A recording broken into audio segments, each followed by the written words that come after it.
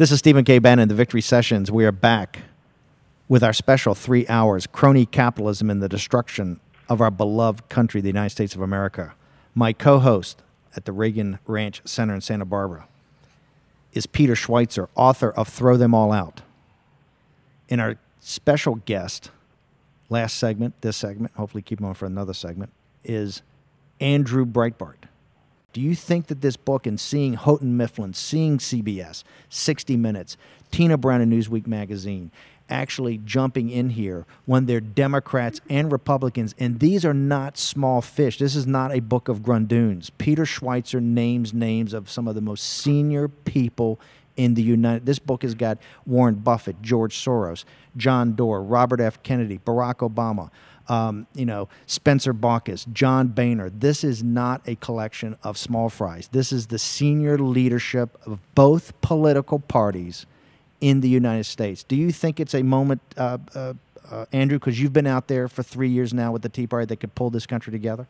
On the personal level, on the Saul Alinsky, I want to see these people taken down. And by down, I mean I want them to suffer Anthony Weiner's fate. I want them to step down. I am calling for Spencer Bachus to step down, not from being the head of the House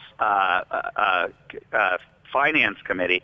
I think that he should be in Joe Paternoville. He should be in exile in Alabamaville, and he should, and his constituency should surround his district office and call for him to be there with pitchforks. What he did is egregious. What he did, I don't care if if they have crafted rules so that they're able to profit off of the legislation that they're creating at the expense of the American people. That's fundamentally unethical. What he has done is an attack on the decency of the American people, and he should step down. And what Nancy Pelosi has done systemically.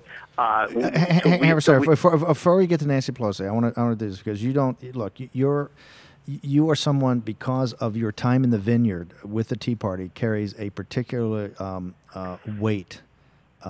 You may not have much gravitas in your life, Andrew, but you've got a lot of gravitas with the Tea Party because you've been there, and people take this very seriously. You are not a person that every week is calling for someone to step down or calling for resignation. I believe, correct me if I'm wrong, I think the only time you've done this before is with Anthony Weiner. I don't even know if I call. I don't think I called for Anthony Weiner to step down. I don't think I did. By the way, I think you're correct. I think you're correct. I don't think you did. So I really don't take these positions that often.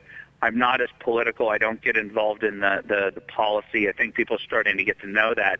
But this sin of Spencer Bachus and what he did, and the spirit of being told not to have his phone in the meeting at this particularly historic moment, in this dangerous, precipitous moment in which the phones being left outside of the meeting was for the sole purpose of making sure that the stock market was not to be roiled in any appreciable way based upon information coming out. For him to go and short stock and to profit at a level that goes that enriched him to a great percent over his current wealth and status level is just beyond egregious. I mean, this is doing this insider trading, profiting off of information that his own constituency is not privy to. When the spirit of the phones not being in the room when they were informed upon the perilous state of the banking system